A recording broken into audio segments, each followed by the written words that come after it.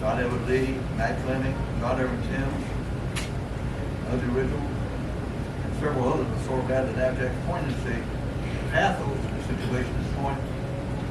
So we begin to question the very meaning of life. Is it, like Shakespeare said, life is but a walking shadow?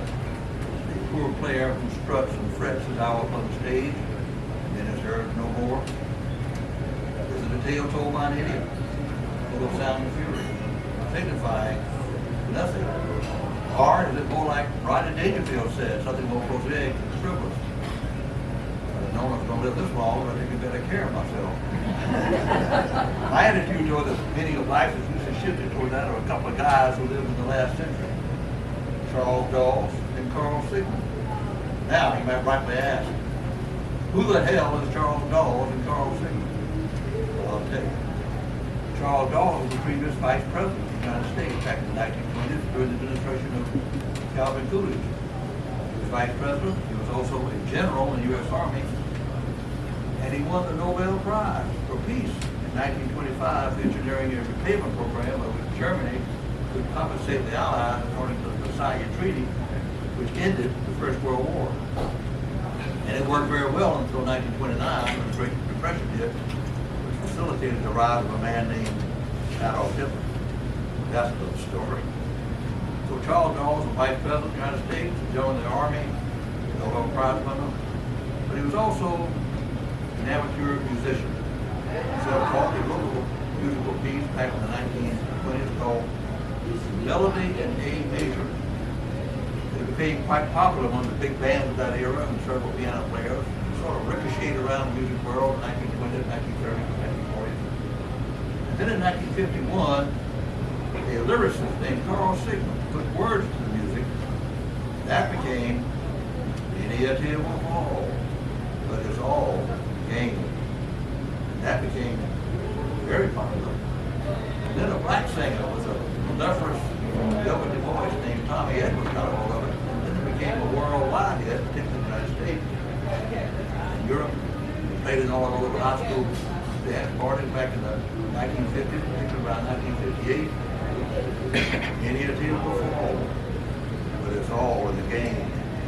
The ostensible theme of the song was high school teenage romance. It was all bad, it was on the rocks. It's always been my opinion it says something about life itself. Now sometimes life can be short, frail, and even tragic. The singer, Tommy Edwards, would probably agree with that. He died tragically at the age of 47 from a massive esophageal hemorrhage here to alcohol cirrhosis. So I think we all can agree that sometimes life can be short, frail, and even tragic. It's left up to us, among still standing, to step back and philosophize about it all, and to acknowledge how lucky we are to have the time, place, and opportunity to know and appreciate each other in the time in the first place at all. So, many a tear will fall, but it's all in the game. Another song lyric which always struck me as saying something about meaning life was counterintuitively called Mr. Gigolo. It was made famous by an Italian jazz singer out of New Orleans named Louis Friedman, who parenthetically, I pronounced dead, in the Oxford Foundation Hospital in New Orleans back in the 1970s. And Louis was only about 62 years old. He had a poorly placed brain tumor, which eventually did him in and out of the chief resident of neurosurgery at Oxford at that time. But the song that he made famous, Mr. Gigolo, went like this. There will come a day, youth will pass away. Then what will they say about me? When the end comes, I know, they'll say, Mr. Gigolo, his life goes on without me. And then finally, there's the quintessential American novel. The novel was supposed to say everything about American life and American glory. It was written by a man named F. Scott Fitzgerald, who, parenthetically, was directly related to the man who wrote the lyrics to the national anthem, The Star Spangled Banner, back in 1814, a man named Francis Scott Key. F. Scott Fitzgerald's full name was Francis Scott Key Fitzgerald. And he wrote the quintessential American novel called The Great Gatsby. The novel was about a young man named Jay Gatsby was born on the wrong side of the track, born into abject penury and poverty. He had a lot of ambition, a lot of chutzpah, and he was bound and determined to become rich, famous, and affluent. And he also wanted to gain the love and affection of a young girl from high society that he recently met, a girl named Daisy. But just as Daisy and he are getting serious, Gatsby gets drafted in the army and sent to Europe during the First World War. He becomes somewhat of a war hero. But by the time he gets back to America after the war is over, Gatsby finds that Daisy's married somebody else, a very wealthy man, and moved into a huge mansion on one side of the bay on Long Island Sound in New York. But Gatsby is bound and determined to get Daisy back.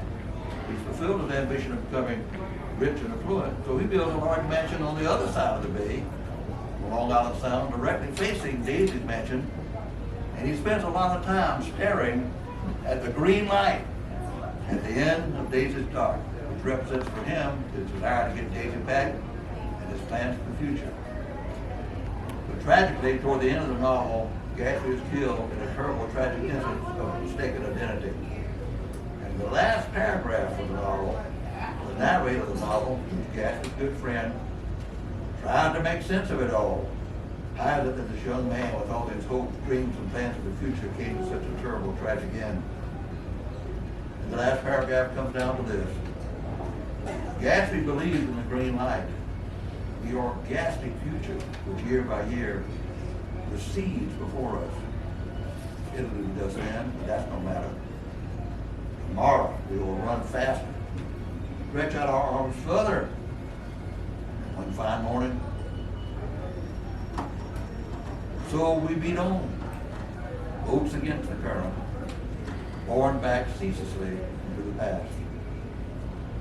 Tragically, the author of the quintessential American novel, F. Scott Fitzgerald, dies at the young age of 44, secondary to alcoholism and a massive heart attack in Hollywood, California, where he's trying to make it as a screenwriter for the Hollywood Studios, but he's failing at it. This leads to severe depression, alcoholism, and his eventual demise.